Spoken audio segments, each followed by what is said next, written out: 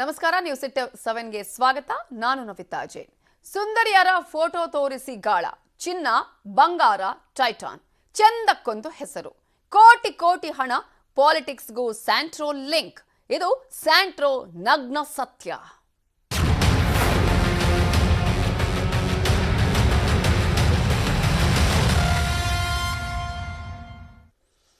Santro Ravi ಬಗ್ಗೆ ಕ್ಷಣಕ್ಕೊಂದು ಸ್ಫೋಟಕ ಮಾಹಿತಿ, ಸ್ಫೋಟಕ ಸುದ್ದಿ ಹೊರಬೀಳ್ತಾನೆ ಇದೆ. ಈತ ಬಾಡಿಗೆ ಮನೆಯಲ್ಲಿ ವೇಶ್ಯಾವಾಟಿಕೆ ದಂಧೆಯನ್ನ ಮಾಡ್ತಾ ಇದ್ದಂತೆ, ಹೈಟೆಕ್ ವೇಶ್ಯಾವಾಟಿಕೆ ದಂಧೆಯನ್ನ ಮಾಡ್ತಾ ಇದ್ದು ಮೈಸೂರು, ಬೆಂಗಳೂರು ಸೇರಿದಂತೆ ವಿವಿಧ ಕಡೆ ಈ ವೇಶ್ಯಾವಾಟಿಕೆ ದಂಧೆಯನ್ನ ಈತ ನಡೆಸ್ತಾ ಇದ್ದ ಅನ್ನುವ ಮಾಹಿತಿಗಳು ಲಭ್ಯ ಆಗ್ತಾ ಇದೆ. ಈತನ ಹಿನ್ನೆಲೆಯನ್ನ ಕೆದಕ್ತಾ ಹೋದ್ರೆ ಕ್ಷಣಕ್ಕೊಂದು ಸ್ಫೋಟಕ ಮಾಹಿತಿ ಸುದ್ದಿ ಸಿಗ್ತಾನೆ ಇದೆ. ಹೈಟೆಕ್ ಮನೆಗಳನ್ನೇ ಈತ ಬಾಡಿಗೆಗೆ ಪಡೆದಿದ್ದಂತೆ ಈ ಒಂದು ವೇಶ್ಯಾವಾಟಿಕೆ ದಂಧೆ ಮಾಡೋದಿಕ್ಕೆ ಯುವತಿಯರಿಗೆ ಈತ ಕೋಲ್ಡ್ ವರ್ಡ್ ಕೊಟ್ಟಿದ್ದಂತೆ. ಅದೃಷ್ಟ ದೇವತೆ, ವಿಜಯಲಕ್ಷ್ಮಿ, ಚಿನ್ನ, ಮುದ್ದು ಅನ್ನುವ ಕೋಡ್ ವರ್ಡ್ಗಳನ್ನ ಕೊಟ್ಟು ಈತ ಹೆಸರನ್ನ ಇಡ್ತಾ ಇದ್ದ. ಜೊತೆಗೆ ಐಷಾರಾಮಿ ಕಾರುಗಳು, ಹುಡುಗಿಯರಿಗೆ ವಾಚ್ನ ಹೆಸರನ್ನ ಬಳಕೆ ಮಾಡ್ತಾ ಇದ್ದ ಈತ. ರ್ಯಾಡೋ, ಟೈಟಾನ್, ಆಡಿ ಕಾರ್ಗಳ ಹೆಸರನ್ನು ಈತ ಇಡ್ತಾ ಇದ್ದ. ಜಾಗ್ವಾರ್, BMW ಅಂತ ಹೇಳಿ ನಿಕ್ ನೇಮ್ ಅನ್ನ ಇಡ್ತಾ ಇದ್ದ. ತನಗೆ ಇಷ್ಟವಾದವರಿಗೆ ಮಾತ್ರ ಈತ ಸ್ಯಾಂಟ್ರೋ ಕಾರಿನ ಹೆಸರನ್ನ ಬಳಕೆ ಮಾಡ್ತಾ ಇದ್ದ. ಸ್ಯಾಂಟ್ರೋ ರವಿ ಅನ್ನುವ ಹೆಸರೇ ಈತನಿಗೆ ಬಂದಿದ್ದು. ಸ್ಯಾಂಟ್ರೋ ಕಾರಲ್ಲಿ ಈತ ಈ ದಂಧೆಯನ್ನ ಮಾಡ್ತಾ ಇದ್ದ ಅನ್ನುವ ಕಾರಣಕ್ಕಾಗಿ ದಂಧೆಯಲ್ಲಿದ್ದ ಯುವತಿಗೆ ರ್ಯಾಡೋ ವಾಚ್ ಅನ್ನ ಗಿಫ್ಟ್ ಕೊಡ್ತಿದ್ದಂತೆ. ಸ್ಯಾಂಟ್ರೋ ರವಿ ಬಳಿ RFID 12018 ಸಂಖ್ಯೆಯ ಪಿಸ್ತೂಲ್ ಕೂಡ ಇದೆ. ಪಿಸ್ತೂಲ್ನ ಫೋಟೋವನ್ನ ಈತ ಸ್ಟೇಟಸ್ ಅಲ್ಲಿ ಹಾಕಿಕೊಂಡಿದ್ದ ಇದೇ ಸ್ಯಾಂಟ್ರೋ ರವಿ. ಕಂತೆ ಕಂತೆ ಹಣವನ್ನ ತೋರಿಸಿ, ಚಿನ್ನವನ್ನ ತೋರಿಸಿ ಯುವತಿಯರಿಗೆ ಈತ ಗಾಳ ಹಾಕ್ತಿದ್ದಂತೆ. ಈಗ ಒಂದೊಂದೇ ಸ್ಫೋಟಕ ಮಾಹಿತಿಗಳು ಲಭ್ಯ ಆಗ್ತಾ ಇದೆ. ಬಾಡಿಗೆ ಮನೆಯಲ್ಲಿ ಈತ ಏನ್ ದಂಧೆ ಮಾಡ್ತಾ ಇದ್ದ, ಈ ಒಂದು ದಂಧೆಯ ವಿಚಾರವೇ ಈತನ ಮೇಲೆ 12ರಿಂದ 13 ಸ್ಟೇಷನ್ಗಳಲ್ಲಿ ಆ ಕೇಸ್ಗಳು ಇರೋದು. ಈತ 12ರಿಂದ 13 ಸ್ಟೇಷನ್ಗಳಿಗೆ ಬೇಕಾದಂತಹ ವ್ಯಕ್ತಿ ಆಗಿದ್ದಾನೆ ಈತ ಪೊಲೀಸರಿಗೆ. ಹೈಟೆಕ್ ಮನೆಗಳನ್ನ ಬಾಡಿಗೆಗೆ ಪಡ್ಕೊಂಡ್ರೆ ಯಾರಿಗೂ ಅನುಮಾನ ಬರೋದಿಲ್ಲ, ಅದರಲ್ಲಿ ವೇಶ್ಯಾವಾಟಿಕೆ ದಂಧೆ ನಡೆಸಬಹುದು ಅನ್ನುವಂತಹ ಆಲೋಚನೆಯಲ್ಲಿ ಈತ ಹೈಟೆಕ್ ಮನೆಗಳನ್ನ ಬಾಡಿಗೆಗೆ ಪಡೆದು ಈತ ದಂಧೆ ಮಾಡ್ತಾ ಇದ್ದ, ವೇಶ್ಯಾವಾಟಿಕೆಯನ್ನ ನಡೆಸ್ತಾ ಇದ್ದ. ಯುವತಿಯರಿಗೆ ಈತ ಕೋಡ್ ವರ್ಡ್ಗಳನ್ನ ಕೊಡ್ತಾ ಇದ್ದ. ಅದರಲ್ಲಿ ಅದೃಷ್ಟ ದೇವತೆ, ವಿಜಯಲಕ್ಷ್ಮಿ, ಚಿನ್ನ, ಮುದ್ದು ಅನ್ನುವ ಹೆಸರನ್ನ ಕೊಡ್ತಾ ಇದ್ದ. ಐಷಾರಾಮಿ ಕಾರ್ಗಳ ಹೆಸರಿಡ್ತಾ ಇದ್ದ. ಹುಡುಗಿಯರಿಗೆ ವಾಚ್ನ ಹೆಸರನ್ನ ಬಳಕೆ ಮಾಡ್ತಾ ಇದ್ದ. ಈಗ ರ್ಯಾಡೋ ಆಗಿರ್ಬೋದು, ಟೈಟಾನೋ ಆಗಿರ್ಬೋದು, ಹೀಗೆ ವಾಚ್ಗಳ ಹೆಸರಾದ್ರೆ ಆಡಿ, ಜಾಗ್ವಾರ್, BMW ಅಂತ ನಿಕ್ ನೇಮ್ ಅನ್ನು ಇಡ್ತಾ ಇದ್ದ. ಸ್ಯಾಂಟ್ರೋ ಅನ್ನುವ ಈತನ ಹೆಸರು ಇದೆಯಲ್ಲ, ಈಗಾಗಲೇ ಸ್ಯಾಂಟ್ರೋ ರವಿ ಅನ್ನೋದು, ಅದು ಆತನಿಗೆ ಇಷ್ಟವಾದವರಿಗೆ ಮಾತ್ರ ಆ ಹೆಸರನ್ನ ಈತ ಬಳಕೆ ಮಾಡ್ಕೊಳ್ತಾ ಇದ್ದ. ಈತನ ಜೊತೆ ಈತನಿಗೆ ಒಂದು ಪಿಸ್ತೂಲ್ ಕೂಡ ಇದೆ ಅನ್ನೋದನ್ನ ನಾವಿಲ್ಲಿ ಗಮನಿಸಬಹುದು. ಇವಿಷ್ಟೇ ಅಲ್ಲ, ಸ್ಯಾಂಟ್ರೋ ರವಿ ಬಗ್ಗೆ ಮತ್ತಷ್ಟು ಸ್ಫೋಟಕ ಮಾಹಿತಿ ಲಭ್ಯವಾಗಿದ್ದು, 2ನೇ ಪತ್ನಿಗೆ ಈತ 2 ಬಾರಿ ಗರ್ಭಪಾತ ಮಾಡಿಸಿದ್ದಂತೆ. ಬಲವಂತವಾಗಿ ಗರ್ಭಪಾತ ಮಾಡಿಸಿದ್ದ ಅನ್ನುವ ಆರೋಪ ಕೇಳಿ ಬಂದಿದ್ದು, ಆತನ ಪತ್ನಿ ಈ ವಿಚಾರಕ್ಕೆ ಸಂಬಂಧಪಟ್ಟ ಹಾಗೆ ದೂರನ್ನ ನೀಡಿದಾಳೆ. ಬಲವಂತವಾಗಿ ಗರ್ಭಪಾತ ಮಾಡಿಸಿದ್ದ ಅನ್ನುವ ಆರೋಪವನ್ನ ಆಕೆ ಮಾಡಿದ್ದು. ಮೈಸೂರಿನಿಂದ ಬೆಂಗಳೂರಿಗೆ ಈಗ ಸಂತ್ರಸ್ತೆಯನ್ನ ಪೊಲೀಸರು ಕರೆ ತಂದಿದ್ದಾರೆ. ಅಬಾರ್ಷನ್ ಮಾಡಿಸಿದ ಡಾಕ್ಟರ್ ತನಿಖೆಗೆ ಸಿದ್ಧತೆಯನ್ನ ಮಾಡಲಾಗ್ತಾ ಇದೆ. ಅಬಾರ್ಷನ್ ಮಾಡಬಾರ್ದು ಅನ್ನುವಂಥ ಕಾನೂನಿನಲ್ಲಿ ನಿಯಮ ಇದ್ರೂ ಅಬಾರ್ಷನ್ ಅನ್ನ ಮಾಡಿಸಿದಂತಹ ಡಾಕ್ಟರ್ ಅನ್ನ ಈಗ ಹುಡುಕ್ತಾ ಇದ್ದಾರೆ. ಆ ಡಾಕ್ಟರ್ನ ತನಿಖೆಗೆ ಸಿದ್ಧತೆಯನ್ನ ಮಾಡಲಾಗ್ತಾ ಇದ್ದು, ಅತ್ಯಾಚಾರ, ವಂಚನೆ, ಹಲ್ಲೆ, ಜಾತಿ ನಿಂದನೆಯ ಕೇಸನ್ನ ದಾಖಲಿಸಿದ್ದಾರೆ ಸಂತ್ರಸ್ತೆ. ಈ ಬಗ್ಗೆ ತನಿಖೆಯನ್ನು ನಡೆಸ್ತಾ ಇದ್ದಾರೆ ವಿಜಯನಗರ ಠಾಣೆ ಪೊಲೀಸರು. ಮೈಸೂರಿನಿಂದ ಬೆಂಗಳೂರಿಗೆ ಸಂತ್ರಸ್ತೆಯನ್ನ ಪೊಲೀಸರು ಕರೆ ತಂದಿದ್ದಾರೆ. ಅಲಿಯಾ ಸ್ಯಾಂಟ್ರೋ ರವಿ ಅಂತ ತಿಳಿದು ಬಂದಿದ್ದು ನನಗೆ ಇವಾಗ. ನಮ್ಮದು 2019ರಲ್ಲೇ ಮದುವೆ ಆಗಿತ್ತು. ಅಲ್ಲಿಂದ ಇಲ್ಲಿ ತನಕ ಕೂಡ ಒಂದು ದೌರ್ಜನ್ಯನ ಎಲ್ಲ ಸಹಿಸ್ಕೊಂಡೆ, ಮಾನಸಿಕ ಕಿರುಕುಳ, ಜಾತಿನಿಂದನೆಲ್ಲ ಸಹಿಸ್ಕೊಂಡೆ. ಇವಾಗ ನೋಡಿದ್ರೆ ನನ್ನ ಮೇಲೆ ಸುಳ್ಳು ಕ್ರಿಮಿನಲ್ ಮೊಕದ್ದಮೆನ ಹೂಡಿದ್ದಾನೆ. ಆದ್ದರಿಂದ ಇದರಿಂದ ನಾನು ಅವನು ಅಷ್ಟು ಚಿತ್ರಹಿಂಸೆ ಕೊಟ್ಟರು ಕೂಡ ಮದುವೆ ಆದಮೇಲೆ ಸಹಿಸ್ಕೊಂಡಿದೆ. ಇವಾಗ ನೋಡಿದ್ರೆ ಕ್ರಿಮಿನಲ್ ಕೇಸ್ ಬೇರೆ ಹಾಕಿದ್ದಾನೆ. ಅದಾದಮೇಲೆ ನಿನ್ನನ್ನು ಪರ್ಮನೆಂಟ್ ಆಗಿ ಜೈಲಲ್ಲಿ ಇರಿಸ್ತೀನಿ ಅಂತ ಬೇರೆ ಧಮಕಿ ಹಾಕಿದ್ದಾನೆ. ಆದ್ದರಿಂದ ನನಗೆ ಇದರಿಂದ ತುಂಬ ವಿಚಲಿತಲಾಗಿ ನಾನು ವಿಜಯನಗರ ಪೊಲೀಸ್ ಠಾಣೆಯಲ್ಲಿ ಕೇಸ್ನ ದೂರು ದಾಖಲು ಮಾಡಿದ್ದೀನಿ, FIR ದಾಖಲು ಮಾಡಿದ್ದೀನಿ. ಮಂಜುನಾಥ್ KS. ಇದರ ಬಗ್ಗೆ ಇನ್ನಷ್ಟು ಡೀಟೇಲ್ಸ್ ಕೊಡೋದಕ್ಕೆ ನಮ್ಮ ರಿಪೋರ್ಟರ್ ಸುನಿಲ್ ನೇರ ಸಂಪರ್ಕದಲ್ಲಿ ಜಾಯ್ನ್ ಆಗಿದ್ದಾರೆ. ಸುನಿಲ್, ಈತನ ಹಿನ್ನೆಲೆಯನ್ನ ನೋಡ್ತಾ ಹೋದ್ರೆ ಈತ ಅನೇಕ ಸ್ಟೇಷನ್ಗಳಿಗೂ ಬೇಕಾಗಿದ್ದ, ಎಷ್ಟು ಜನರಿಗೆ ಮೋಸ ಮಾಡಿದ್ದು, ಯಾವ ರೀತಿಯಾಗಿ ಆಟ ಆಡ್ತಾ ಇದ್ದ, ವೇಶ್ಯಾವಾಟಿಕೆ ದಂಧೆ ಮಾಡ್ತಾ ಇದ್ದ ಅನ್ನೋದು ಬಟಾ ಬಯಲ ಆಗ್ತಾ ಇದೆ. ಈಗ ಯಾವ ರೀತಿಯ ಅಪ್ಡೇಟ್ಸ್ ಸಿಗ್ತಾ ಇದೆ ಈತನ ಹಿನ್ನೆಲೆ, ಈತನ ದಂಧೆಯ ಬಗ್ಗೆ? ನವಿತಾ, ಏನು ಈ ಸ್ಯಾಂಟ್ರೋ ರವಿ ಅಂತಕ್ಕಂತ ವ್ಯಕ್ತಿ ತುಂಬಾ ಪ್ರಭಾವವನ್ನ ಬೆಳೆಸ್ಕೊಂಡು, ಅಂದ್ರೆ ರಾಜಕೀಯವಾಗಿ ಒಂದಷ್ಟು ಪ್ರಭಾವವನ್ನ ಬೆಳೆಸ್ಕೊಂಡಿದ್ದ. ಅಂದ್ರೆ ಸಾಕಷ್ಟು ರಾಜಕೀಯ ನಾಯಕರ ಸಂಪರ್ಕದಲ್ಲಿ ಈತ ಇದ್ದ. ಹೀಗಾಗಿ ಪೊಲೀಸರನ್ನು ಕೂಡ ಬೆದರಿಸುವಂತ ಕೆಲಸವನ್ನ ಮಾಡ್ತಾ ಇದ್ದ ಅಂತಕ್ಕಂಥದ್ದು ಈಗ ಬೆಳಕಿಗೆ ಬರ್ತಾ ಇರ್ತಕ್ಕಂಥದ್ದು. ಪೊಲೀಸರನ್ನು ಬೆದರಿಸ್ತಿದ್ದ, ಜೊತೆಗೆ ಅವ್ರಿಗೆ ಬೇಕಾದಂತ ಪೋಸ್ಟಿಂಗ್ ಅನ್ನ ಕೂಡ ಈತ ಕೊಡಿಸ್ತಾ ಇದ್ದ. ಸಾಕಷ್ಟು ಸಚಿವರ ಲೆಟರ್ ಹೆಡ್ಗಳು ಈತನ ಬಳಿ ಇತ್ತು. ಈತ ರಾಜಕಾರಣಿಗಳ ಒಂದು ಜೊತೆ ಒಡನಾಟವನ್ನ ಇಟ್ಕೊಂಡಿದ್ದ. ಅವರಿಗೆ ಹೆಣ್ಣು ಮಕ್ಕಳನ್ನ ಸಪ್ಲೈ ಮಾಡುವಂತ ಕೆಲಸವನ್ನ ಕೂಡ ಮಾಡ್ತಾ ಇದ್ದ ಅಂತಕ್ಕಂಥದ್ದು ಈಗ ಗೊತ್ತಾಗ್ತಾ ಇರುವಂತದ್ದು. ಈತ ಸಾಕಷ್ಟು ದೊಡ್ಡ ಮಟ್ಟದಲ್ಲಿ ಬೆಳೆದಿದ್ದ, ಹೈಟೆಕ್ ವೇಶ್ಯಾವಾಟಿಕೆಗಳನ್ನ ಮಾಡ್ತಾ ಇದ್ದ. ಬೆಂಗಳೂರು, ಮೈಸೂರಿನಲ್ಲಿ ದೊಡ್ಡ ದೊಡ್ಡ ಬಂಗಲೆಗಳನ್ನ ಬಾಡಿಗೆಗೆ ಪಡೆದುಕೊಂಡು ಅಲ್ಲಿ ಐಷಾರಾಮಿ ವೇಶ್ಯಾವಾಟಿಕೆಯನ್ನ ಮಾಡ್ತಾ ಇದ್ದ. ಅಂದ್ರೆ ದೊಡ್ಡ ಮಟ್ಟದ ನಾಯಕರೇನಿದ್ದಾರೆ ಅವರಿಗೆ ಹೆಣ್ಣು ಮಕ್ಕಳನ್ನ ಸಪ್ಲೈ ಮಾಡುವಂತ ಕೆಲಸ ಈತ ಮಾಡ್ತಾ ಇದ್ದ ಅಂತಕ್ಕಂಥದ್ನ ಆತನ ಪತ್ನಿಯೇ ಈಗ ಹೊರಗೆ ಹಾಕಿರುವಂತದ್ದು. ಜೊತೆಗೆ ಸಾಕಷ್ಟು ಕೋಡ್ ವರ್ಡ್ಗಳನ್ನ ಆ ಹೆಣ್ಣು ಮಕ್ಕಳಿಗೆ ಕೊಟ್ಟಿದ್ದ ಅಂತಕ್ಕಂಥದ್ದು. ಅಂದ್ರೆ ಯಾವ ಹೆಣ್ಣು ಮಗುವನ್ನ ಅಂದ್ರೆ ಈತ ವೇಶ್ಯಾವಾಟಿಕೆಗೆ ಬಳಸ್ಕೊಳ್ತಾ ಇದ್ದ, ಆಕೆಯನ್ನ ಜಾಸ್ತಿ ಯಾರು ಇಷ್ಟಪಡ್ತಾ ಇದ್ರು ಆಕೆಯನ್ನ ಈತ ಅದೃಷ್ಟ ದೇವತೆ, ಈ ರೀತಿ ಒಂದಷ್ಟು ಈತನಿಗೆ ಯಾರು ಹಣವನ್ನ ಹೆಚ್ಚಾಗಿ ತಂದು ಕೊಡುವಂತ ಕೆಲಸವನ್ನ ಮಾಡ್ತಾ ಇದ್ರು ಅಂತವರಿಗೆ ಈತ ಅದೃಷ್ಟ ದೇವತೆ, ಮಹಾಲಕ್ಷ್ಮಿ ಅಂತಕ್ಕಂತ ಕೋಡ್ ವರ್ಡ್ ಹೆಸರುಗಳನ್ನ ಕೂಡ ಇಡ್ತಾ ಇದ್ದ. ಇದ್ರ ಜೊತೆಗೆ ಐಷಾರಾಮಿ ವಾಹನಗಳ ಹೆಸರುಗಳನ್ನು ಕೂಡ ಹೆಣ್ಣು ಮಕ್ಕಳಿಗೆ ಇಡ್ತಾ ಇದ್ದ. ಯಾಕೆಂದ್ರೆ ಆ ಹೆಣ್ಣು ಮಕ್ಕಳು ಈತನಿಗೆ ಸಾಕಷ್ಟು ಅಚ್ಚುಮೆಚ್ಚಾಗಿದ್ರು.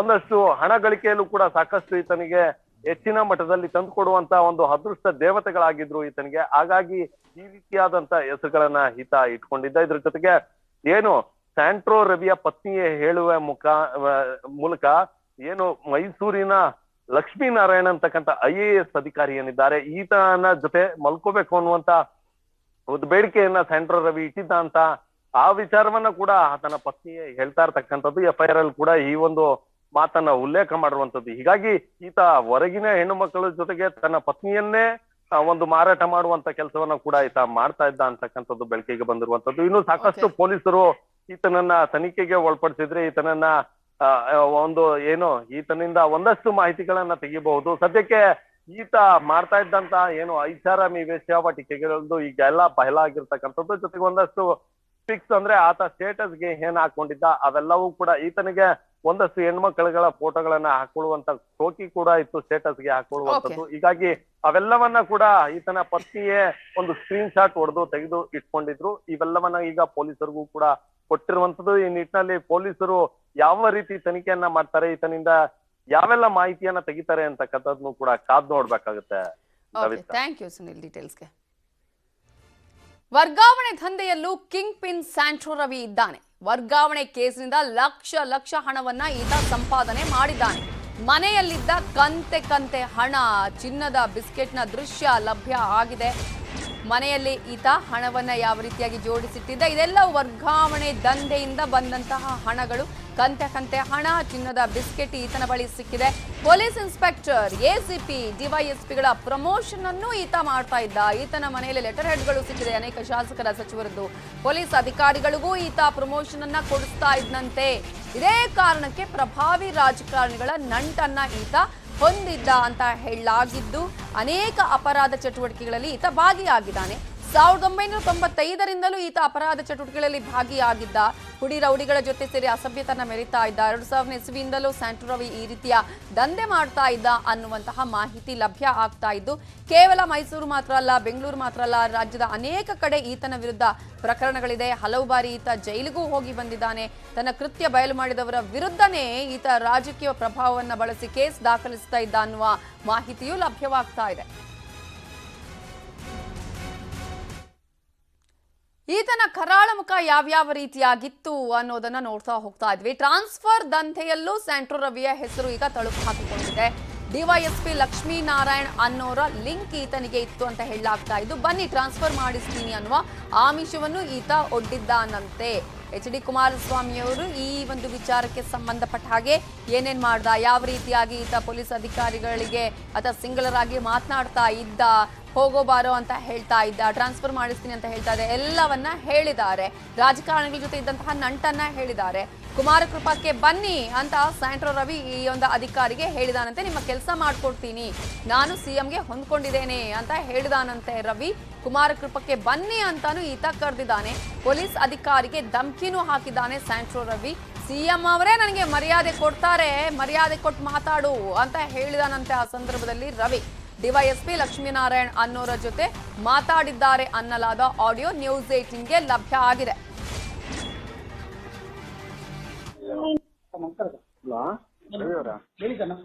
ಲಕ್ಷ್ಮೀನಾರಾಯಣ ತರ್ತೀನಿ ಹೇಳಿ, ಮಾತಾಡಿ. ಡಿವೈಎಸ್ಪಿ ನಮ್ಮ ರಫಿ ನಂಬರ್ ಕೊಟ್ರೆ ನಿಮ್ದು. ಹೌದು ಸರ್, ಹೇಳಿ ಸರ್. ಎಲ್ಲಿಯವ್ರು ನೀವು? ಸರ್ ನಾ ಬೆಂಗಳೂರಿನಲ್ಲಿ. ಹೇಳಿ, ಬೆಂಗಳೂರಿನವ್ರ? ನೀವು ಯಾವ ಬ್ಯಾಚ್ ಸರ್? ನೀವು ನಂದ 96. 96 ಅಂದ್ರೆ ನಮ್ಮ ರಫೀಗಿಂತನೂ ನೀವು 2 ವರ್ಷ ಸೀನಿಯರ್. ಸೀನಿಯರಾ? ನಿಮ್ಮ 98 ಬ್ಯಾಚ್ ಅಲ್ಲಿ ನನಗೆಲ್ಲ ಸ್ನೇಹಿತರೆ. ಹೌದಾ? ಹೇಳಿ ಸರ್. ಅಲ್ಲ, ನಿಮ್ ಹತ್ರ ಮಾತಾಡಕ್ ಹೇಳಿದ್ರೆ ಏನೋ ಹೇಳಿದೀನಿ ಅಂದ್ರು. ಹೌದೌದು, ಮಾತಾಡಿ ಸರ್, ಮಾತಾಡಿ. ಅದು ಹೆಂಗೆ ನನ್ಗೂ ಗೊತ್ತಿಲ್ಲ ನಿಮ್ದು ಲಿಂಕ್. ಅಲ್ಲಿ ಹೆಂಗೆ ಯಾರ ಹತ್ರ ಮಾಡಿಸ್ತೀರಾ ಸರ್? ನಿಮ್ಗೆ ಕೆಲಸ ಆಗ್ಬೇಕು ಅಲ್ವಾ? ನಿಮ್ಗೆ ಆರ್ಡರ್ ಆಗ್ಬೇಕು ಅಷ್ಟೇ, ಮಾಡಿಸ್ಕೊಡ್ತೀವಿ. ಅಷ್ಟೇ ಏನ್ಬಿಟ್ರೆ ಆಗಲ್ಲ ರೀ, ನಾವೆಲ್ಲ ಆಗಿ ಫೇಲ್ಯೂರ್ ಆಗಿರೋದು. ಸ್ವಾಮಿ, ನಾ ಹೇಳೋದ್ ಕೇಳ್ರಿ. ಬೇಕು ಲಕ್ಷ್ಮೀನಾರಾಯಣ್, ನಿಮ್ಗೆ ಕೆಲಸ ಆಗ್ಬೇಕು, ನಾನು ಮಾಡಿಸ್ಕೊಡ್ತೀನಿ. ಅದೇನೆ. ಅದೇ ಹೇಳ್ಬೇಕು ನಮ್ಗೆ ಹೆಂಗೆ ಎಲ್ಲಿ ಮಾಡ್ತೀರಿ. ನಿಮ್ಗೆ ಕೆಲಸ ಆಗ್ಬೇಕು, ನನ್ನ ಹತ್ರ ಬೇರೆಯವ್ರ ಹತ್ರ ಮಾತಾಡಕ್ ಹೋಗ್ಬೇಡಿ. ನಿಮ್ಗೆ ಕೆಲಸ ಆಗ್ಬೇಕು. ನಾನ್ ನಿಮ್ಗೆ ಸಾರ್ ಅಂತ ಮಾತಾಡ್ತಾ ಇದ್ದೀನಿ, ನಿಮ್ಗೆ ಬಾಯಿ ಸಾರ್ ಅಂತ ಬರ್ಬೇಕು. ಆಯ್ತಾ? ನಮ್ಗೆ ಪರಿಚಯ ಇಲ್ಲ, ಅದಕ್ಕೆ ಮೊದ್ಲೇ ಹೇಳಿದೆ ನಾನು. ಸಾರಿ, ನಮ್ಗೆ ಪರಿಚಯ ಇಲ್ಲ. ನಾನ್ ಸಿಎಂಗೆ ಹೊಂದ್ಕೊಂಡಿದ್ದೀನಿ, ನಾನ್ ಮಾತಾಡೋದು ಅರ್ಥ ಮಾಡ್ಕೊಳ್ರಿ. ಸಿಎಂ ನನಗೆ ಮಾತಾಡ್ತಾರೆ, ನೀವೇನ್ರಿ ಖಾಲಿ DSP ನೀವು ರೀ? ಸಾರಿ ನನ್ ಕೆಲಸ ಮಾಡ್ಕೊಡ್ತೀನಿ, ಬನ್ರಿ. ನಾಳೆ ಸಿಗ್ತೀರಾ? ನಾಳೆ ಎಲ್ಲಿ ಬರ್ಲಿ? ನೀವು ಬನ್ನಿ, ಕುಮಾರಕೃಪದಲ್ಲಿ ಇರ್ತೀನಿ, ಬನ್ನಿ. ಕುಮಾರಕೃಪಕ್ಕೆ ಎಷ್ಟು ಸಲ ಇರ್ತೀನಿ, ಬನ್ರಿ. ಹೇಳಿ ಸರ್. ನಮಸ್ಕಾರ. ಲಕ್ಷ್ಮೀನಾರಾಯಣ ತರ್ತೀನಿ. ಹೇಳಿ, ಮಾತಾಡಿ. ಡಿವೈಎಸ್ಪಿ ನಮ್ಮ ರಫಿ ನಂಬರ್ ಕೊಟ್ರೆ ನಿಮ್ದು. ಇದರ ಬಗ್ಗೆ ಇನ್ನಷ್ಟು ಡೀಟೇಲ್ಸ್ ಕೊಡೋದಕ್ಕೆ ರಿಪೋರ್ಟರ್ ಮುನಿರಾಜ್ ನೇರ ಸಂಪರ್ಕದಲ್ಲಿದ್ದಾರೆ. ಮುನಿರಾಜು, 95ರಿಂದಲೂ ಈತ ಅಪರಾಧ ಚಟುವಟಿಕೆಗಳಲ್ಲಿ ಭಾಗಿಯಾಗಿದ್ದ. 2000 ಇಸ್ವಿಯಿಂದಲೂ ಈತ ಇಂತಹ ದಂಧೆಯನ್ನ ಮಾಡ್ತಾ ಇದ್ದ. ಅನೇಕ ಕೇಸ್ಗಳು ದಾಖಲಾಗಿದೆ ಬೇರೆ ಬೇರೆ ಸ್ಟೇಷನ್ಗಳಲ್ಲಿ.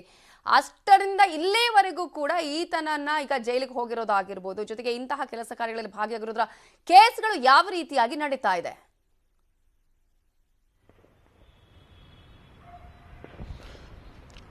ನವಿತಾ, ಈಗಾಗಲೇ ಸ್ಯಾಂಟ್ರೋ ರವಿ ಮೇಲೆ ಮೈಸೂರು ಮತ್ತೆ ಬೆಂಗಳೂರಿನ ಕೆಲವು ಠಾಣೆಗಳಲ್ಲಿ ಒಂದು ಸುಮಾರು 2005ರಿಂದ ಸಹ ಪ್ರಕರಣಗಳು ದಾಖಲಾಗಿದ್ದಾವೆ. ಆದರೆ ಬೆಂಗಳೂರಿನಲ್ಲಿ ಕೆಲವು ಕಳ್ಳತನ ಪ್ರಕರಣಗಳು ದಾಖಲಾಗಿದ್ರೆ, ಮೈಸೂರಿನಲ್ಲಿ ಬೇರೆ ಬೇರೆ ರೀತಿಯ ಒಂದು ಪ್ರಕರಣಗಳು ದಾಖಲಾಗಿ ಒಂದು ತನಿಖೆಯನ್ನು ಸಹ ನಡೀತಾ ಇರುವಂಥದ್ದು. ಮತ್ತೆ ಬೆಂಗಳೂರಿನ ಕೆಲವು ಪ್ರಕರಣಗಳು ಈಗಾಗಲೇ ತನಿಖೆಯನ್ನು ಸಹ ಪೂರ್ಣಗೊಳಿಸಿದ್ದಾರೆ. ಮತ್ತೆ ಇಲ್ಲಿ ಪೊಲೀಸರು ಆ ಒಂದು ಪ್ರಕರಣಗಳಿಗೆ ಸಂಬಂಧಪಟ್ಟಂತೆ ತನಿಖೆಯನ್ನು ಪೂರ್ಣಗೊಳಿಸಿ ಅದಕ್ಕೆ ಸಂಬಂಧಪಟ್ಟಂತ ಒಂದು ಕೇಸ್ಗಳನ್ನು ಸಹ ಕ್ಲಿಯರ್ ಮಾಡಿದರೆ ಅನ್ನೋ ಒಂದು ಮಾಹಿತಿ ಇದೆ. ಯಾಕಂದ್ರೆ 2005ರಿಂದಲೇ ಸಹ ಕೆಲವು ಠಾಣೆಗಳಲ್ಲಿ ಆತನ ಮೇಲೆ ಒಂದು ಕೇಸುಗಳು ದಾಖಲಾಗಿದ್ವು. ಮತ್ತೆ ಇದೀಗ ಈ ಒಂದು ಹೊಸ ಪ್ರಕರಣ ಬೆಳಕಿಗೆ ಬಂದ ನಂತರ ಈಗ ಆ ಒಂದು ಹಳೆ ಪ್ರಕರಣಗಳೊಂದು ಮಾಹಿತಿಗಳನ್ನು ಸಹ ಕಲೆ ಹಾಕುವಂತ ಕೆಲಸವನ್ನ ತನಿಖಾ ತಂಡ ಮಾಡ್ತಾ ಇದೆ.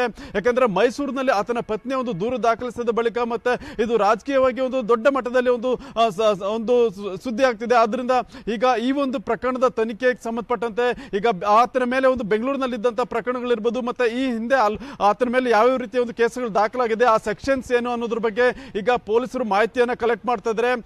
ಆ ಕೇಸ್ಗಳನ್ನು ಸಹ ಒಂದು ಸ್ಟಡಿ ಮಾಡಿ ಅವು ಯಾವ ಸ್ಟೇಜ್ ನಲ್ಲಿದೆ ಮತ್ತೆ ತನಿಖೆ ಪೂರ್ಣ ಆಗಿದೆಯಾ ಇಲ್ವಾ ಅನ್ನೋದ್ರ ಬಗ್ಗೆ ಮಾಹಿತಿಗಳನ್ನ ಕಲೆಕ್ಟ್ ಮಾಡಿಕೊಂಡು ಮುಂದೆ ಯಾವ ರೀತಿ ಕ್ರಮಗಳನ್ನ ಕೈಗೊಳ್ಳಬಹುದು ಅಂತ ಹೇಳಿ ಈಗ ತನಿಖಾ ತಂಡ ಈಗ ಬೆಂಗಳೂರಿನಲ್ಲಿರುವಂತಹ ಕೆಲವು ಕೇಸ್ಗಳ ಒಂದು ಡೀಟೇಲ್ಸ್ ಅನ್ನ ಕಲೆಕ್ಟ್ ಮಾಡ್ತಿರುವಂತದ್ದು.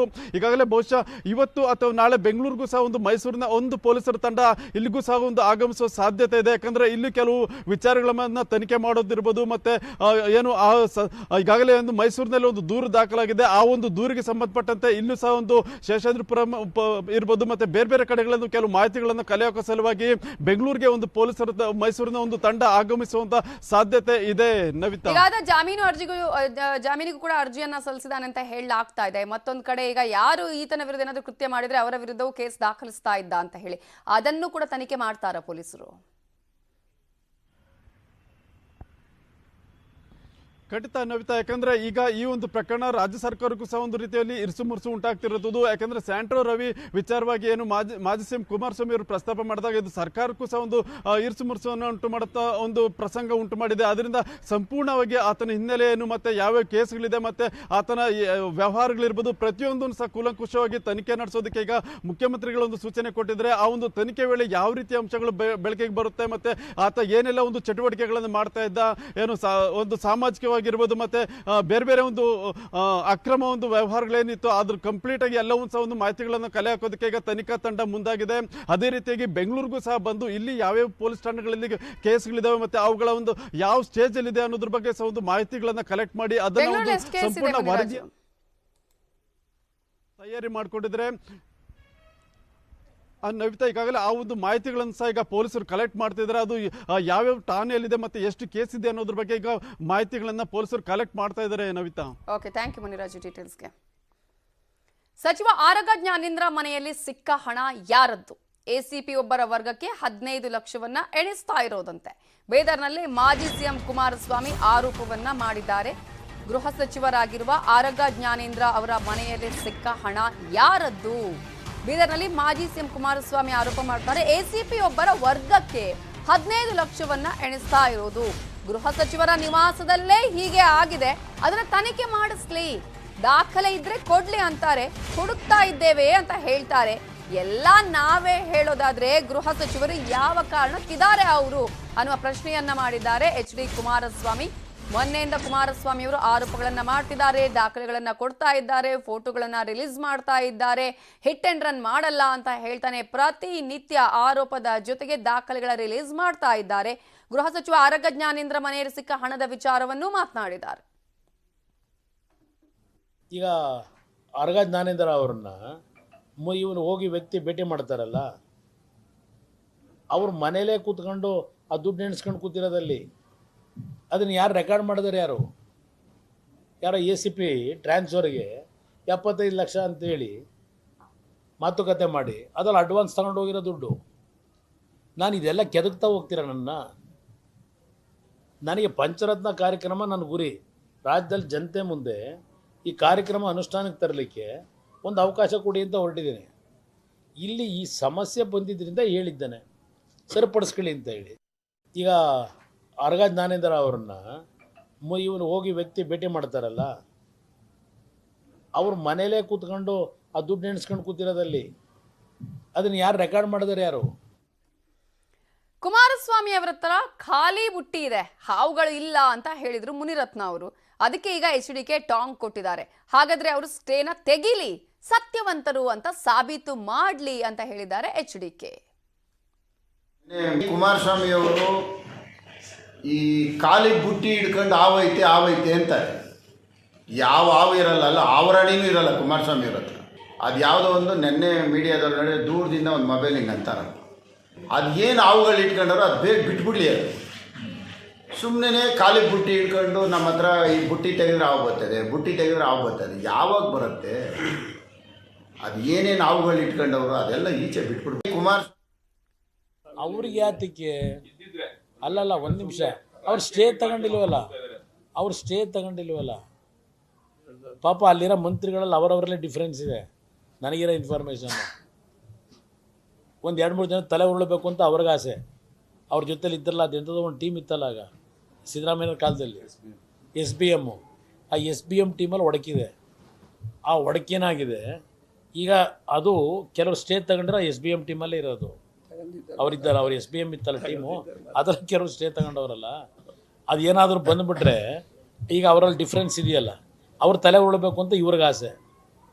ಅದಕ್ಕೆ 70mm ಸ್ಕ್ರೀನಲ್ಲಿ ತೋರಿಸ್ತೀನಿ ಇದೆಲ್ಲ ಹೇಳ್ತಾ ಇರೋದು, ಆ ತಲೆ ಉಳಿಸೋಕ್ಕೋಸ್ಕರ. ಅದು ನನಗದ್ರ ಅವಶ್ಯಕತೆ ಇಲ್ಲ. ಕುಮಾರಸ್ವಾಮಿ ವಿರುದ್ಧ ಅಶ್ವಥ್ ನಾರಾಯಣ ಆಕ್ರೋಶವನ್ನ ವ್ಯಕ್ತಪಡಿಸಿದ್ದಾರೆ. HDK ಯಾರ್ಯಾರ ಜೊತೆ ಇದ್ರು ನಾವು ನೋಡಿಲ್ವಾ, ಅವ್ರ ಜೊತೆ ಸಂಬಂಧ ಇದೆಯಾ ಅಂತ ಹೇಳೋಕ್ಕಾಗತ್ತಾ ಅನ್ನುವ ಪ್ರಶ್ನೆಯನ್ನ ಕೇಳಿದ್ದಾರೆ. ವೈಯಕ್ತಿಕ ಮಟ್ಟಕ್ಕೂ ಹೋಗ್ತಾ ಇರೋದನ್ನ ಗಮನಿಸಬಹುದು ಈ ವಿಚಾರ. HDK ಯಾರ್ಯಾರ ಜೊತೆ ಇದ್ರು ಅನ್ನೋದನ್ನ ನಾವೇನ್ ನೋಡಿಲ್ವಾ, ಅವ್ರ ಜೊತೆ ಸಂಬಂಧ ಇದೆ ಅಂತ ನಾವೀಗ ಹೇಳೋಕ್ಕಾಗತ್ತಾ? ನನಗೆ ಸ್ಯಾಂಟ್ರೋ ರವಿ ಬಗ್ಗೆ ಗೊತ್ತೇ ಇಲ್ಲ, ಸ್ಯಾಂಟ್ರೋ ಹುಂಡೈ ಯಾವ ಬ್ರ್ಯಾಂಡು ಗೊತ್ತಿಲ್ಲ ಅಂತ ಹೇಳಿದ್ದಾರೆ ಸಚಿವ ಅಶ್ವಥ್ ನಾರಾಯಣ್.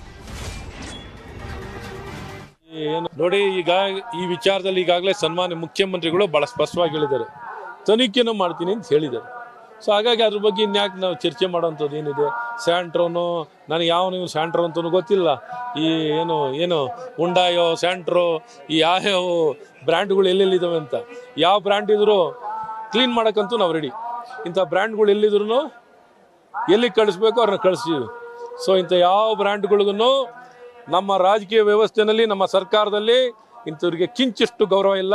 ಇಂಥವ್ರಿಗೆ ಯಾವುದೇ ಕಾರಣದಲ್ಲೂ ಸಮಾಜದಲ್ಲಿ ಯಾವರೇ ಒಬ್ಬ ವ್ಯಕ್ತಿ ದುರುಪಯೋಗ ಪಡಿಸ್ಕೊತಾನೆ ಅಂದರೆ ಅವನು ಯಾವ ಕಾರಣದಲ್ಲೂ ಕ್ಷಮಿಸಬಾರ್ದು. ನೋಡಿ, ಈಗ ಈ ವಿಚಾರದಲ್ಲಿ ಈಗಾಗಲೇ ಸನ್ಮಾನ್ಯ ಮುಖ್ಯಮಂತ್ರಿಗಳು ಭಾಳ ಸ್ಪಷ್ಟವಾಗಿ ಹೇಳಿದ್ದಾರೆ, ತನಿಖೆನೂ ಮಾಡ್ತೀನಿ ಅಂತ ಹೇಳಿದ್ದಾರೆ. ಸೊ ಹಾಗಾಗಿ ಅದ್ರ ಬಗ್ಗೆ ಇನ್ಯಾಕೆ ನಾವು ಚರ್ಚೆ ಮಾಡೋಂಥದ್ದು ಏನಿದೆ? ಸ್ಯಾಂಟ್ರೋನು ನನಗೆ ನೀವು ಸ್ಯಾಂಟ್ರೋ ಅಂತೂ ಗೊತ್ತಿಲ್ಲ. ಈ ಏನು ಉಂಡಾಯೋ ಸ್ಯಾಂಟ್ರೋ ಈ ಯಾವ್ಯಾವ ಬ್ರ್ಯಾಂಡ್ಗಳು ಎಲ್ಲೆಲ್ಲಿದ್ದಾವೆ ಅಂತ, ಯಾವ ಬ್ರ್ಯಾಂಡ್ ಇದ್ರು ಕ್ಲೀನ್ ಮಾಡೋಕ್ಕಂತೂ ನಾವು ರೆಡಿ. ಇಂಥ ಬ್ರ್ಯಾಂಡ್ಗಳು ಎಲ್ಲಿದ್ರು ಎಲ್ಲಿಗೆ ಕಳಿಸ್ಬೇಕು ಅವ್ರನ್ನ ಕಳಿಸ್ತೀವಿ.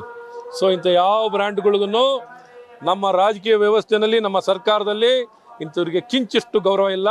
ಇಂಥವ್ರಿಗೆ ಯಾವುದೇ ಕಾರಣದಲ್ಲೂ ಸಮಾಜದಲ್ಲಿ ಯಾವರೇ ಒಬ್ಬ ವ್ಯಕ್ತಿ ದುರುಪಯೋಗ ಪಡಿಸ್ಕೊತಾನೆ ಅಂದರೆ ಅವನು ಯಾವ ಕಾರಣದಲ್ಲೂ ಕ್ಷಮಿಸಬಾರ್ದು. ನೋಡಿ, ಈಗ ಈ ವಿಚಾರದಲ್ಲಿ ಈಗಾಗಲೇ ಬಿಜೆಪಿ ಅವರಿಗೆ ಯಾಕೆ HDKನ ಕೆದಕಿದ್ವಿ ಅನ್ನೋ ರೀತಿ ಆಗಿದೆ. ಈಗ ಆ ಕಡೆ ಸಮರ್ಥನೆ ಮಾಡ್ಕೊಳ್ಳೋದಕ್ಕೂ ಇಲ್ಲ, ಈ ಕಡೆ ಸಮರ್ಥಿಸದೆ ಇರೋದಕ್ಕೂ ಆಗೋದಿಲ್ಲ ಅನ್ನುವ ಪರಿಸ್ಥಿತಿ ಈಗ ಆಗಿದೆ. ಅದೇ ಕಾರಣಕ್ಕಾಗಿ ಒಬ್ಬೊಬ್ಬರು ಒಂದೊಂದು ರೀತಿಯ ಹೇಳಿಕೆಯನ್ನು ಕೊಡ್ತಿದ್ದಾರೆ. ಗೊತ್ತೇ ಇಲ್ಲ ಅಂತ ಹೇಳಿದ್ರು HDK ಅದಕ್ಕೆ ಇನ್ನೊಂದು ದಾಖಲೆಯನ್ನು ಕೊಡ್ತಾರೆ, ಅವ್ರ ಜೊತೆಗಿರುವ ಫೋಟೋವನ್ನ ರಿಲೀಸ್ ಮಾಡ್ತಾರೆ, ಅವ್ರಿಗೆ ಗೊತ್ತಿಲ್ವಾ ಅನ್ನೋ ಪ್ರಶ್ನೆಯನ್ನ ಹಾಕ್ತಾರೆ, ಅವರಿಗೆ ಇರುವಂತಹ ಲಿಂಕ್ ಅನ್ನ ಹೇಳ್ತಾರೆ. ಒಟ್ಟಾರೆಯಾಗಿ ಬಿಜೆಪಿಯ ಪರಿಸ್ಥಿತಿ ಅಯೋಮಯ ಆಗಿದೆ. ಅದೇ ಕಾರಣಕ್ಕಾಗಿ ಈಗ ಬಸವರಾಜ ಬೊಮ್ಮಾಯಿ ಅವರು ಹೇಳಿದ್ರು, ಪಾರದರ್ಶಕವಾದ ತನಿಖೆ ಆಗ್ಲಿ, ಈ ವಿಚಾರದಲ್ಲಿ 20 ವರ್ಷಗಳಿಂದ ಯಾರ್ಯಾರ ಜೊತೆ ನಂಟಿದೆ ಅನ್ನುವ ತನಿಖೆ ಆಗ್ಲಿ ಅಂತ ಹೇಳಿದ್ರು. ಇವೆಲ್ಲದರ ಬಗ್ಗೆ ಇನ್ನಷ್ಟು ಡೀಟೇಲ್ಸ್ ಕೊಡೋದಕ್ಕೆ ರಿಪೋರ್ಟರ್ ಕೃಷ್ಣ ನೇರ ಸಂಪರ್ಕದಲ್ಲಿ ಜಾಯ್ನ್ ಆಗಿದ್ದಾರೆ. ಕೃಷ್ಣ, ಬಿಜೆಪಿ ಅವರಿಗೆ HDKನ ಯಾಕೆ ಕದಕಿದ್ವಿ ಅನ್ನೋ ಆಗ್ಬೇಕು, ಆ ರೀತಿಯಾಗಿ ಈಗ ಆಗಿದೆ. HDK ಕೊಡ್ತಾ ಇರುವಂತಹ ಒಂದೊಂದು ಟಾಂಟ್ಗಳು, ಡಾಕ್ಯುಮೆಂಟ್ಸ್ ಅಂತ ಪಕ್ಷಾತೀತವಾಗಿ ನೋಡೋದಾದ್ರೆ ಹೇಗೆ ಪರಿಣಾಮ ಬೀರುವ ಚಾನ್ಸಸ್ ಇದೆ? ಬಿಜೆಪಿ ಮೇಲೆ ಆಗ್ತಾ ಇರುವಂತಹ ಪರಿಣಾಮ ಏನ್ ಟರ್ನ್ ಪಡ್ಕೊಳ್ತಾ ಇದೆ? ಈ ಒಂದು ವಿಚಾರವನ್ನು ಮೊದಲು ಪ್ರಸ್ತಾಪ ಮಾಡಿದಂಥವರೇ ಮಾಜಿ ಮುಖ್ಯಮಂತ್ರಿ HD ಕುಮಾರಸ್ವಾಮಿ ಅವರು. ಎಲ್ಲೋ ಒಂದು ಕಡೆ ಏನು JDSನ ಯಾವಾಗ ಹೈಕಮಾಂಡ್ ಬಿಜೆಪಿ ನಾಯಕರು ಟಾರ್ಗೆಟ್ ಅನ್ನ ಮಾಡಿದ್ರು, ಅದಾದ ನಂತರವಾಗಿ ಕುಮಾರಸ್ವಾಮಿ ಅವರಿಗೆ ರೆಬಲ್ ಅನ್ನ ಆಗಿರುವಂಥದ್ದು. ಈಗಾಗಲೇ ಮುಖ್ಯವಾಗಿ ಕಾಂಗ್ರೆಸ್ ನಾಯಕರಿಗಿಂತ ಮುಂಚಿತವಾಗಿ ಈ ಸ್ಯಾಂಟ್ರೋ ರವಿ ವಿಚಾರವಾಗಿ ಮಾಜಿ ಮುಖ್ಯಮಂತ್ರಿ HD ಕುಮಾರಸ್ವಾಮಿ ಅವರು ಪ್ರಸ್ತಾಪವನ್ನು ಮಾಡೋದ್ರ ಮುಖಾಂತರವಾಗಿ ಇದ್ರ ಬಗ್ಗೆ ತನಿಖೆ ಆಗಬೇಕು ಅನ್ನುವಂಥ ಒತ್ತಾಯವನ್ನು ಕೂಡ ಕುಮಾರಸ್ವಾಮಿ ಅವರು ಮಾಡಿದ್ರು. ಅದ್ರ ಜೊತೆಗೆ ಮುಖ್ಯವಾಗಿ ಸಚಿವ SD ಸೋಮಶೇಖರ್ ವಿರುದ್ಧವಾಗಿ ಆಗಿರ್ಬೋದು, ಮತ್ತೆ ಈಗಾಗಲೇ ಬಾಂಬೆ ಬಾಯ್ ಸಚಿವರು ಏನಿದ್ದಾರೆ ಅವ್ರ ವಿರುದ್ಧಗೂ ಕೂಡ ಏನೋ ಒಂದು ಕಡೆಗೆ ಹೆಣ್ಣು ಮಕ್ಕಳನ್ನ ಇಲ್ಲಿಂದ ಸಪ್ಲೈ ಮಾಡಿದಾರೆ ಒಂದು ಆರೋಪವನ್ನು ಕೂಡ ನೇರವಾಗಿ ಕುಮಾರಸ್ವಾಮಿ ಅವರು ಮಾಡಿದ್ರು. ಅದಾದ ಬಳಿಕವಾಗಿ ಒಂದಷ್ಟು ವಿಚಾರಗಳು ಈಗಾಗಲೇ ಅವನು ಸ್ಯಾಂಟ್ರೋ ರವಿ ಮುಖ್ಯವಾಗಿ ಹೈಟೆಕ್ ವೇಶ್ಯಾವಾಟಿಕೆ ದಂಧೆ ಆಗಿರ್ಬೋದು, ಮತ್ತೆ ವರ್ಗಾವಣೆ ದಂಧೆ ಆಗಿರ್ಬೋದು, ಮತ್ತೆ ಬೇರೆ ಬೇರೆ ದಂಧೆಗಳನ್ನ ಮಾಡ್ತಾ ಇದ್ದಾನೆ. ಅದ್ರ ಜೊತೆಗೆ ಮುಖ್ಯವಾಗಿ ಇದ್ರ ಬಗ್ಗೆ ಕೂಲಂಕಷವಾಗಿ ತನಿಖೆಯನ್ನು ಮಾಡಬೇಕು. ತನಿಖೆ ಮಾಡಿದಂಥ ಸಂದರ್ಭದಲ್ಲಿ ಸರ್ಕಾರ ಮತ್ತೆ ಎಲ್ಲ ಒಂದು ಕಡೆ ಒಂದಷ್ಟು ಪ್ರಭಾವವಾದಂಥ ಸಚಿವರುಗಳು ಭಾಗಿಯಾಗಿದ್ದಾರೆ ಅನ್ನೋ ಒಂದು ನೇರ ಆಪಾದನೆಯನ್ನು ಕುಮಾರಸ್ವಾಮಿ ಅವರು ಮಾಡಿದ್ದಾರೆ. ಆದರೆ ಎಲ್ಲ ಒಂದು ಕಡೆಗೆ ರಾಜ್ಯದ ಬಿಜೆಪಿ ನಾಯಕರು ಇದಕ್ಕೆ ಸಮರ್ಥವಾಗಿ ಉತ್ತರ ಕೊಡುವಂತ ನಿಟ್ಟಿನಲ್ಲಿ ಎಲ್ಲೂ ಕೂಡ ಒಟ್ಟಾಗಿ ನಿಲ್ತಾ ಇಲ್ಲ ಅನ್ನೋದು ಕೂಡ ಸಾಕಷ್ಟು ಚರ್ಚೆ ಆಗ್ತಾ ಇದೆ. ಯಾಕಂದ್ರೆ ಒಂದ್ ಕಡೆಗೆ ಕಾಂಗ್ರೆಸ್ ಆಗಿರ್ಬೋದು, ಮತ್ತೊಂದು ಕಡೆ JDS ಆಗಿರ್ಬೋದು. ಮುಖ್ಯವಾಗಿ ಕಾಂಗ್ರೆಸ್ಗಿಂತ ಕುಮಾರಸ್ವಾಮಿ ಅವರೇ ಈ ಒಂದು ವಿಚಾರವನ್ನು ರೈಸ್ ಅನ್ನ ಮಾಡ್ತಿದ್ದಾರೆ. ಅದ್ರ ಜೊತೆಗೆ ಹಳೆ ಮೈಸೂರು ಭಾಗದಲ್ಲಿ ಈಗಾಗಲೇ ಬಿಜೆಪಿ JDSನ ಟಾರ್ಗೆಟ್ ಅನ್ನ ಮಾಡೋದ್ರ ಮುಖಾಂತರವಾಗಿ ಇಲ್ಲೊಂದು ಕಡೆಗೆ ಪಕ್ಷವನ್ನ ಹೀನಾಯವಾಗಿ ಸೋಲಿಸುವಂತ ನಿಟ್ಟಿನಲ್ಲೂ ಕೂಡ ಕಾರ್ಯತಂತ್ರವನ್ನು ಮಾಡ್ತಾ ಇದೆ. ಹೀಗಾಗಿ ಈ ಒಂದು ವಿಚಾರವನ್ನು ಇಟ್ಕೊಂಡು ಹೋಯಿತು ಅಂತಂದ್ರೆ ಬಿಜೆಪಿ ಸರ್ಕಾರಕ್ಕೆ ಒಂದು ರೀತಿ ಮುಜುಗರ ತರಬಹುದು ಅನ್ನೋ ಒಂದು ಕಾರಣಕ್ಕೋಸ್ಕರವಾಗಿ ಕುಮಾರಸ್ವಾಮಿ ಅವರು ಒಂದಷ್ಟು ವಿಚಾರಗಳ ಬಗ್ಗೆ, ಅಂದ್ರೆ ಬರುವಂತ ದಿನಗಳಲ್ಲಿ ಮತ್ತಷ್ಟು ವಿಚಾರಗಳನ್ನ ನಾನು ಬಹಿರಂಗ ಪಡಿಸ್ತೇನೆ, ಹೀಗಾಗಿ ಇದ್ರ ಬಗ್ಗೆ ಕೂಲಂಕಷವಾಗಿ ತನಿಖೆ ಆಗಬೇಕು ಮತ್ತು ತಪ್ಪಿತಸ್ಥರ ವಿರುದ್ಧವಾಗಿ ಕ್ರಮ ಆಗಬೇಕು ಅನ್ನೋ ವಿಚಾರವನ್ನು ಕೂಡ ಪ್ರಸ್ತಾಪವನ್ನು ಮಾಡ್ತಾ ಇದ್ದಾರೆ. ಮತ್ತೆ ಈಗಾಗಲೇ ಚುನಾವಣೆ ಹೊಸ್ತಲಿದ್ದಾರೆ ಎಲ್ಲರೂ ಕೂಡ ರಾಜ್ಯದ ನಾಯಕರು. ಚುನಾವಣೆ ಪ್ರಚಾರದ ಸಂದರ್ಭದಲ್ಲೂ ಕೂಡ ಈ ಒಂದು ವಿಚಾರವನ್ನ ಜನರಿಗೆ ತಿಳಿಸುವಂತದ್ದು ಈ ಮುಖಾಂತರವಾಗಿ ಮಟ್ಟಕ್ಕೆ ಹೋಗ್ತಾ ಇರೋದನ್ನ ನೋಡ್ತಾ ಇದ್ವಿ. ಅಶ್ವಥ್ ನಾರಾಯಣ ಹೇಳಿದ್ರು HDK ಯಾರ್ಯಾರ ಜೊತೆ ಇದ್ರು ನಾವು ನೋಡಿಲ್ವಾ ಅಂತ ಹೇಳಿ. ಎಲೆಕ್ಷನ್ ಟೈಮ್ ಅಲ್ಲಿ ವೈಯಕ್ತಿಕ ವಿಚಾರಗಳೇ ಹೊರಬೀಳುವ ಸಾಧ್ಯತೆ ಇದೆಯಾ? ಯಾವ ರೀತಿಯ ಪರಿಣಾಮ ಆಗಬಹುದು ಅಂತ ಅನ್ಸುತ್ತೆ?